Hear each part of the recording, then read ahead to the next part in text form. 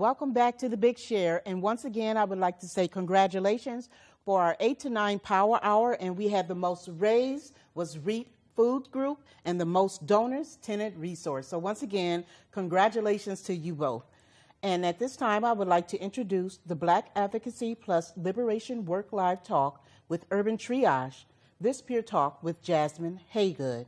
In their words, Urban Triage Incorporated was founded and rooted in the idea of for the people, by the people. Their goal is to empower Black families and children by developing and manage life-changing programs and mobilizing community resources to distribute them to those most in need. Today, we are joined by Jasmine Haygood, the Executive Assistant of the CEO, and Ruth Anna Hutton Opaleke. I think I got that right, you guys. Yay!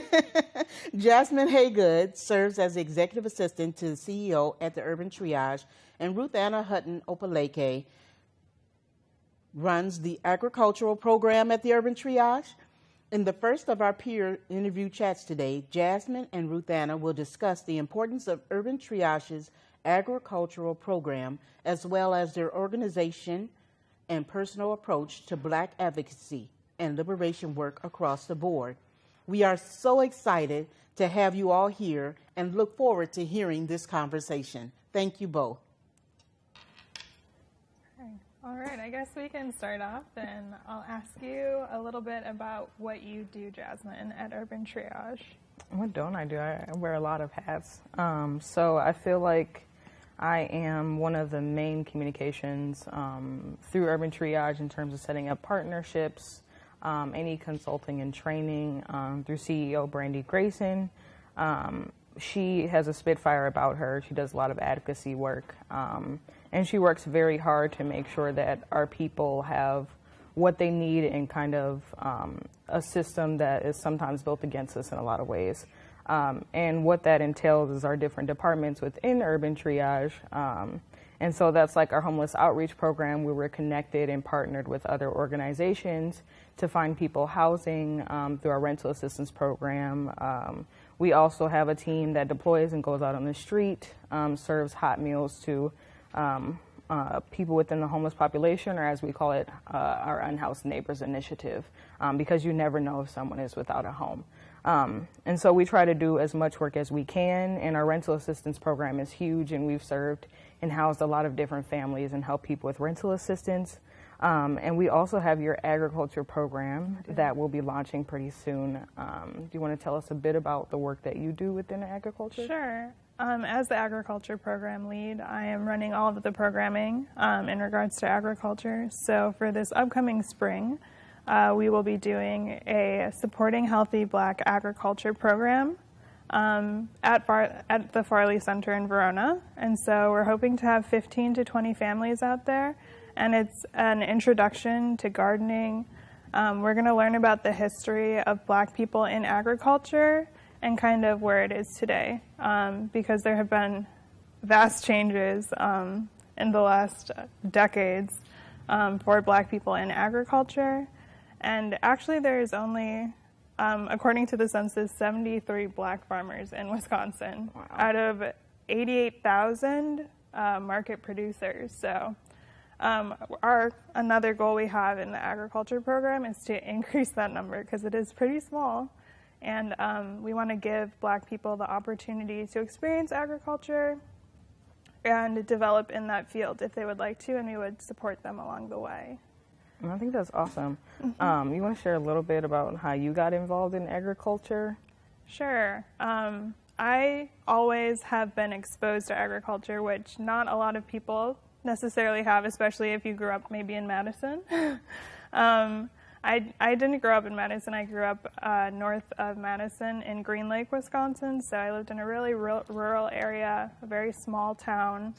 And that was my first exposure to agriculture. All of my neighbors had farm animals or farmland where they grew crops. So I always, from the time I was very little, loved being outside in the garden and just like eating straight out of the garden and playing in the dirt and finding worms. So that's where my love of agriculture was born. And then it kind of followed me throughout college. I would garden in the summers when I lived on campus up at my university, or I would garden at my parents' home when I was back home on break. So yeah, and then I continued on after college. I joined the Peace Corps and I was an agriculture extension agent. And I worked with farmers in Cameroon, which is Central Africa, even though it is the most northwest Central African country. So it has a climate very similar to other West African countries. And I worked with farmers for 2 years. I worked on improving their crops, different integrated pest management solutions to increase their yields and profit and that sort of thing. So when I came back to the United States, I was really missing like working with farmers, and I found this opportunity at Urban Triage, and it put two things that I love so much together, so I applied right away. Yeah, and we're really excited to have you on our team, and I think that you've been working really hard these last couple of months, and I feel like when we finally launch the program, it's going to be something amazing, and parents and kids will really be able to bond with their parents and really understand the way of the land and how we lived before, how we have most of the industries now. Yeah. And then if we want to just kind of talk about like why Urban Triage is so important, and I can touch a little bit on that too. Sure. I feel like we do a lot of the here and now work, and I feel like that means we meet people where they are.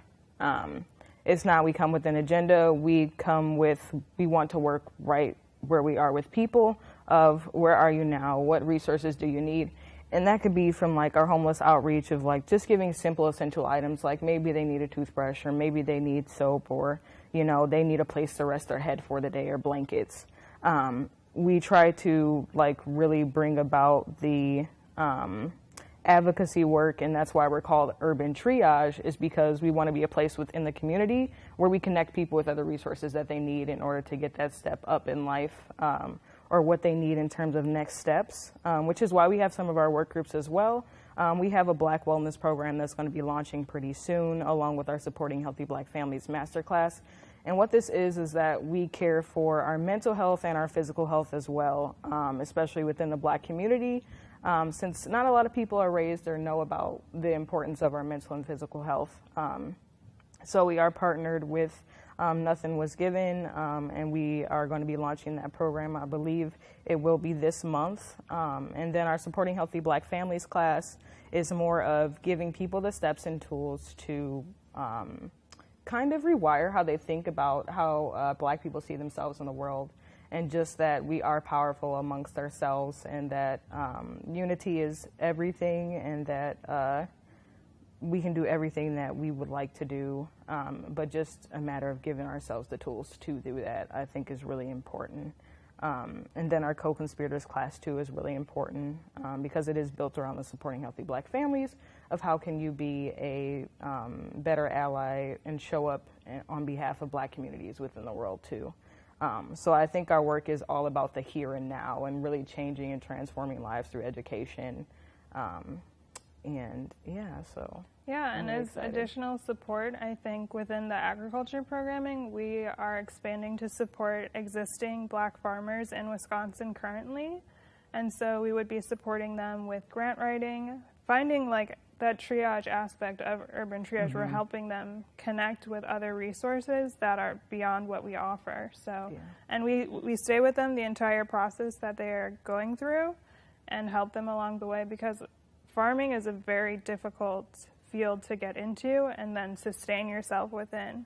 I think the average farmer makes $17,000 working full time, and then the average Black farmer makes $2,000 working full time. So we really want to help them create sustainable, profitable careers in the industry. So we have a lot of resources going into supporting them in doing that.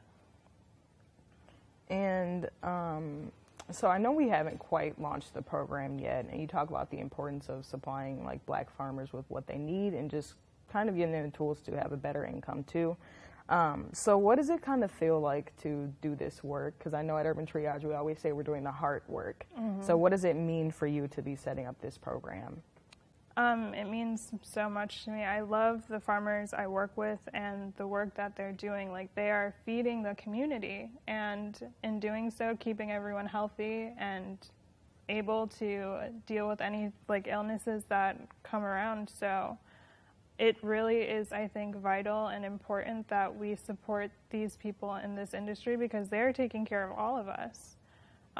So yeah, it is hard work. It means so much to me because the work that we do to support them and make their lives more profitable and stable, like, affects everyone around them and the industry too. Like, if we can help set up better ways for them to succeed, like, I'm hoping that'll cause some transformation within the industries because, like, there needs to be some serious changes in agriculture because it's very unsustainable for a lot of farmers. So we're hoping to improve some of that, and that is also, like, I want them to have, like, the best experience ever because I've loved agriculture so much and I want other people to experience it and want to go into it and, like, be able to sustain themselves with it and the earth. Awesome. Yeah.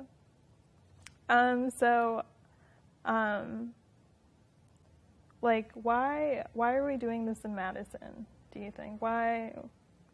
How did this happen here?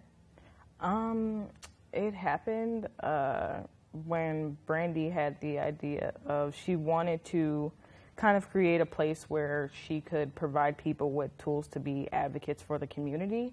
And this was after the shooting of Mike Brown. She wanted a place where she could just provide people with consulting and just kind of help them say, like, okay, this is how you can advocate for the Black community. But it has grown into the fullness of Urban Triage with different departments and different programs. And that just kind of started when she was like, it could be more than just advocacy work. It could be actually having transformational classes.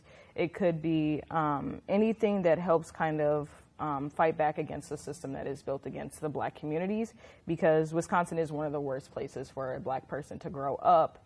And I think with the different fields and different things that are kind of built against us, she wanted something that would kind of help advocate in every area of life. And so I believe that is why she came up with Urban Triage. And we had a huge donation from United Way that kind of made us this real valid organization that really got us to where we are in terms of we were able to get staff and we were able to grow into who we are with the different departments that we have. She still does offer consulting work, but now it's much bigger, and we work as a huge team to make sure that people's lives, no matter what we do, are better, and they walk out feeling better when they leave Urban Triage. Just any kind of services, we want people to know that we are there with them in it, and whatever support they may need, we are there. So I think that's really important about the work that we do, and just as a whole what Urban Triage is and why we work so hard every day to do what we do.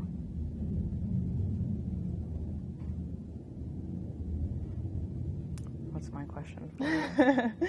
I guess we could talk about, like, what things are coming up, so and how it relates to Big Share. So we're doing this to let the community know what we're doing, and kind of, like, if you haven't checked in recently or heard about what's going on at Urban Triage, we do want to share what is coming up within the organization. So just coming up super fast is that Supporting Healthy Black Agriculture initiative starting this May, but the applications are open now. Mm-hmm. Mm-hmm. And this can all be located on our website as well. If you go to our work, you're able to fill out those applications, and then normally we would send out an email or some kind of acceptance letters just to let you know you've been accepted into the program, the details about it. And we do this for each of our work groups. So like I was referring to co-conspirators or supporting healthy Black families or Black wellness, It's a place where, for Black wellness, people can come and work out and just have a good time amongst other people within the community and kind of get their physical health back up, and especially in the middle of a pandemic. So I know it's been hard on a lot of people. And so people can come, and you can bring your children as well. We want it to be a space where you can really just be and kind of be like another family in a lot of ways. So we have that. And then for our Supporting Healthy Black Families class, that would be a little bit later in more of like April, May area. We have a master's class for people who have already participated. So we have about 120 graduates from the class who are either who have networked into other organizations and brought those tools and kind of spread that knowledge to other people, or they own their own businesses too. So we're kind of everywhere, the different graduates from the class, and I think the class kind of changed my life in a lot of ways. I feel like Urban Triage has changed my life. I was in the law field before this. I was a paralegal. And I always said that I wanted to help people, but I didn't really know what that meant until I came to Urban Triage. And now it's like, even if I'm sending an email, I know that I am bettering the life of someone else, or helping with steps for someone else's life to be kind of impacted. So I feel like this organization has done a lot of things for me in my life. And I feel like, honestly, I'm a better person today because of Urban Triage and what I've learned from Brandy Grayson. Yeah. So I would say the same. And like Urban Triage offers like so many ways to engage within the community. So they offer all these programs, and you can also volunteer within the organization. Which is on the website too. Also on the website, yes. So if you're interested in agriculture, we're going to start doing a lot of the spring work coming up really soon. And I know there's other volunteer opportunities, so you can like engage and connect with different people in the community, especially after this ongoing pandemic. I feel like a lot of people have lost that sense of like the community they're in, and we're all kind of trapped within our family spheres. So I think it's a really good way to engage, and like you can engage with the degrees in which you're comfortable. So there's the application, and you kind of can let us know like what you're able and capable and comfortable with doing, and we support our community in doing that and supporting the rest of our community. Yeah.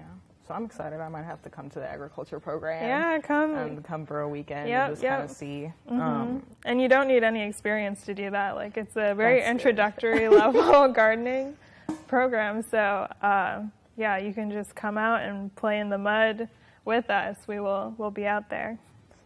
Yeah, because my grandparents, they had a garden when I was in Minnesota for a couple of years when I was a kid. My grandparents had a garden because my grandpa was raised on a farm in Iowa. And that's awesome. So I feel like I really learned the importance of having a garden and just even the mental health aspect of it too. And having several plants at home. Yeah, several. Exactly. But I feel like you really get to connect with yourself in a lot of ways too. And there's books about this as well.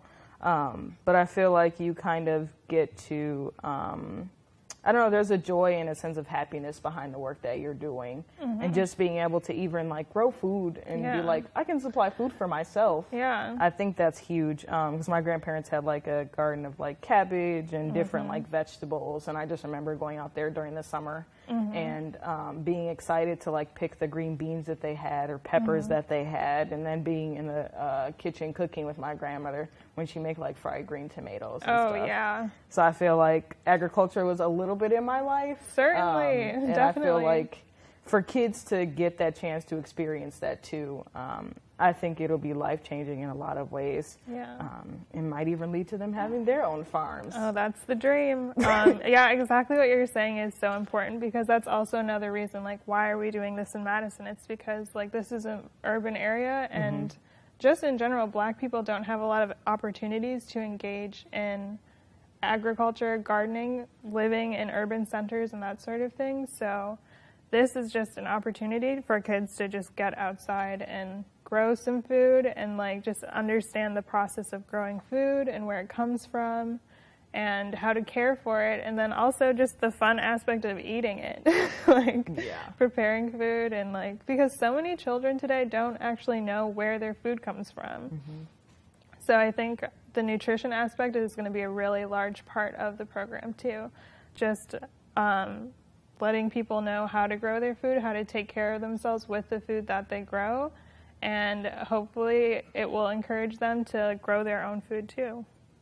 Yeah, or even inspire their neighbors or their parents to have their own kind of garden, even if it's small at home. Yeah, and it's great for the environment. It's great for the bees. It's great for so many pollinating insects. And yeah, just a small garden can do a lot for the environment that you're in. So we'll be working in larger spaces with a larger scale garden, but we'll also be teaching how to garden in whatever kind of small space you have, even if that's just a pot or just a windowsill. So there's so many ways you can incorporate agriculture into your daily life. You don't actually have to be a farmer. I know, I'm excited to see.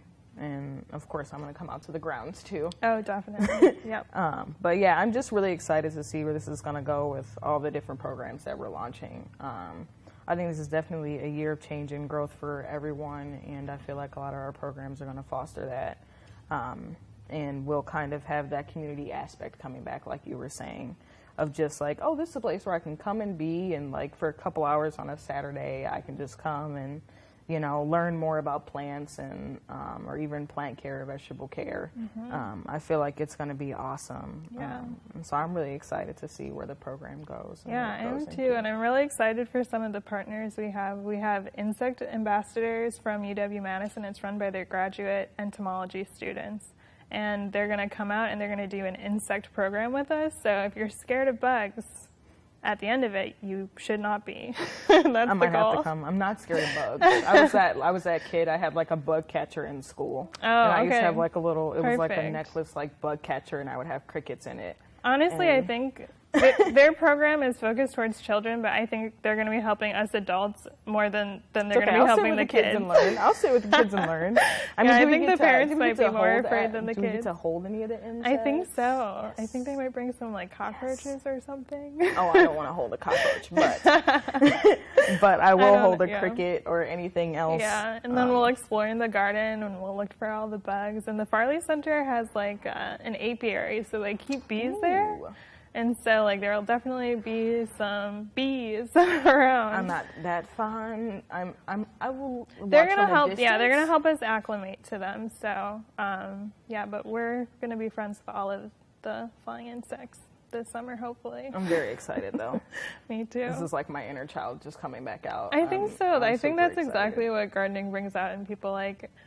There's the initial work, but then after that, it really is just you just go in and you watch the plants growing and changing colors, and then it's just exciting, and you get to see all of the biodiversity that the garden attracts. So the beauty of nature. Maybe it'll even kids will want to go to camp or go camping and stuff. Hopefully. I know I enjoy camping and hiking too. Yeah. So I feel maybe it'll inspire a lot of different things for the kids and their parents too. Yeah, just the amount of time you spend out in a garden, I think really, you are just in nature, and so I think just the exposure to being outside for significant periods of time really has a really great and positive impact on people, and certainly has on me because I can't I think once you kind of start, it's really hard to stop. You get addicted to that fresh air and delicious being away produce. Yeah.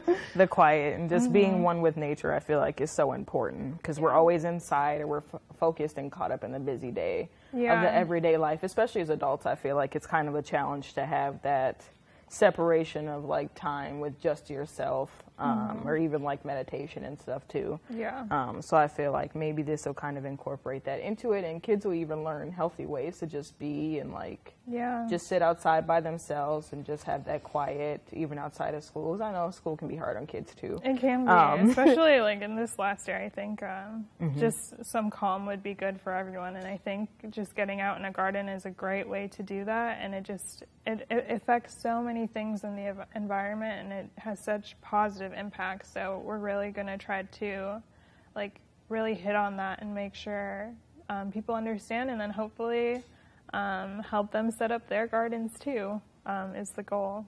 Yeah, I'm excited. Yeah, me too. It's going to be pretty awesome. Mm-hmm.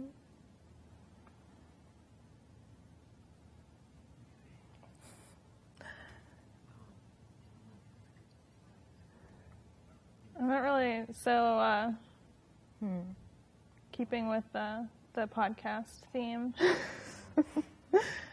I don't have any details about the podcast right now. But we're working on a podcast. Yes. And hopefully that'll help engage.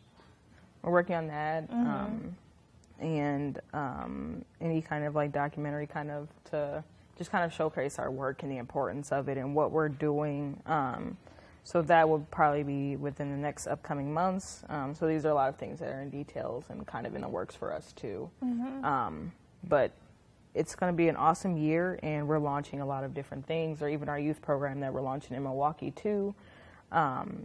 Just for kids to kind of connect with art and hip hop and relate it back to our culture and just the freedom of expression is going to be so important too for a lot of kids. So we're trying to really get into the community and really have an impact on people's lives. So we're pretty excited. But Yeah.